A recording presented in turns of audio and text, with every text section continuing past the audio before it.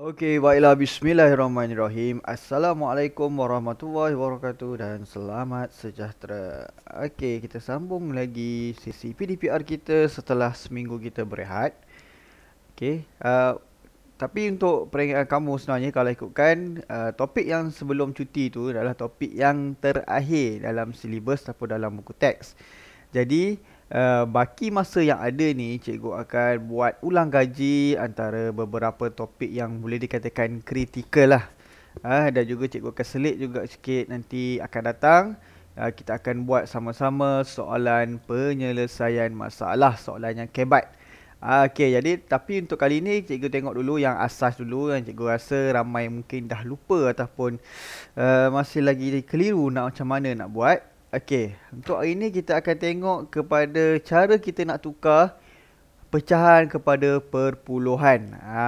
Okey, jadi kaedah dia kalau ikutkan senang sahaja. Pecahan kepada perpuluhan, konsep dia sebenarnya kita nak tukar adalah yang banyak cara. Okey, jadi contohnya ya, yang pertama ni 2/5.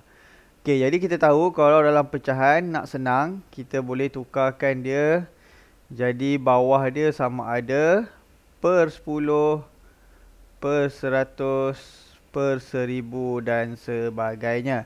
Sebab apa? Contohnya, contoh kalau okey, kita ambil contohnya 7/10. Jadi senang kita nak tukar kepada perpuluhan sebab 7/10 ni adalah 7 bahagi 10. Jadi kita hanya perlu gerakkan. Okey, dah dapat sifar perpuluhan 7. Jadi kalau soalan ni kita nak jadikan dia sama ada 10, 100 ataupun ni 1000. Okey, macam mana? Okey, jadi kita tahu 5 dekat dengan 10 lah. Dah darab dengan 2. Darab 2, atas pun darab dengan 2. Kita akan dapat berapa? 2, 2, 4. 5, 2, 10. Gerakkan titik. Dapat sifar perpuluhan 4. Okey, ni satu cara. Okey, cara yang kedua pula, kita tak payah tukar dia punya bawah. Kita terus je buat nombor atas bahagi dengan nombor bawah. 2 bahagi 5. Okey, sifar tak ada. Okey, bila ada baki, kita nak tukar dalam perpuluhan kan. Jadi kita tambahlah perpuluhan. Sifar, tambah siap. Okey, turun. Okey, 4. Dah dapat. Nampak tak? Sama.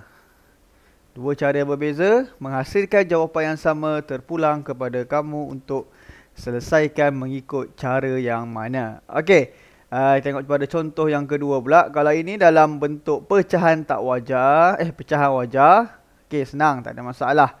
Okey, kita tengok kepada nombor bercampur. Okey, nombor bercampur ni kamu kena ingat balik. Konsep nombor bercampur ni adalah sebenarnya 1/3/4 ni adalah sebenarnya 1 tambah 3/4. Ini kena faham dulu yang ini. 1 tambah 3/4 barulah dapat nombor bercampur. Sebab kita tahu definisi nombor bercampur adalah nombor bulat ditambah dengan pecahan wajar. Okey. Jadi di sini 1 ni kita biarkan dulu. 3/4 ni kita tukarkan kepada perpuluhan dahulu. Okey, jadi cara yang paling mudah sini 3/4 cikgu lagi suka. Terus kita buat 3 bahagi dengan 4.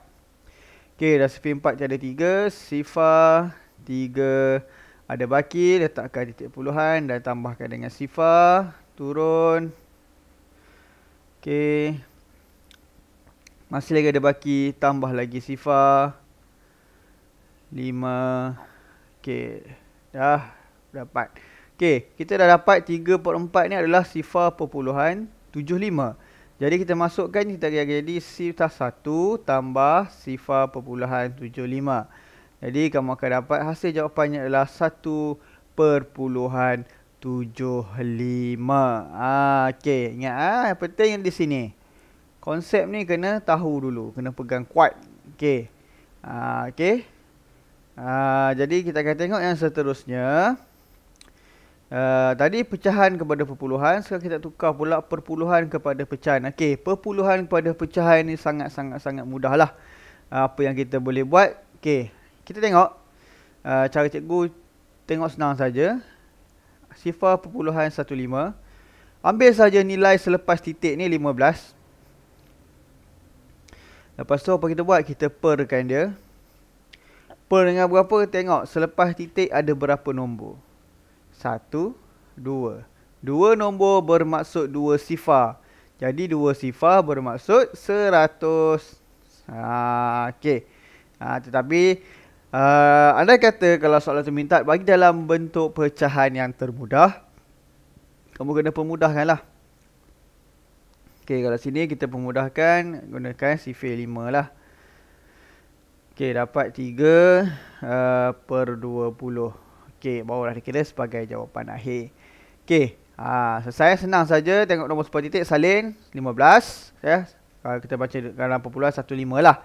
Okey, kita perkan dia. Kita tengok nombor selepas titik ada berapa? 1, 2. 2 nombor bermaksud 2 sifar. 2 sifar ada dalam 100.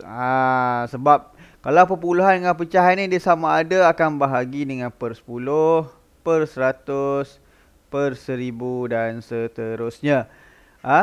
Okey, contoh yang kedua 4.75. Okey, ini boleh langkah pertama, ambil nombor sebelum titik, jadikan dia sebagai yang besar. Okey, sebab kita tahu bila perpuluhan dia dalam ada nilai sebelum titik, maknanya dia mesti dalam bentuk nombor bercampur. Okey, jadi 4 besar kita ambil letak ke tepi.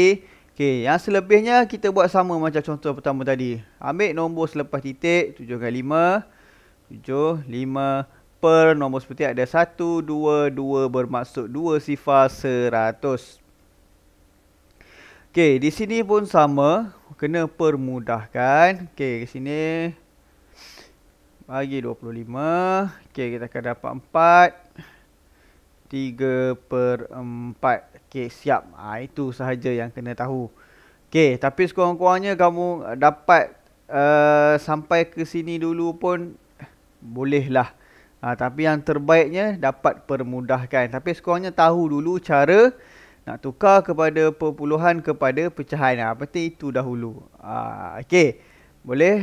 Mudah saja. Ini sebagai satu refresh kembali apa yang benda yang kamu dah belajar.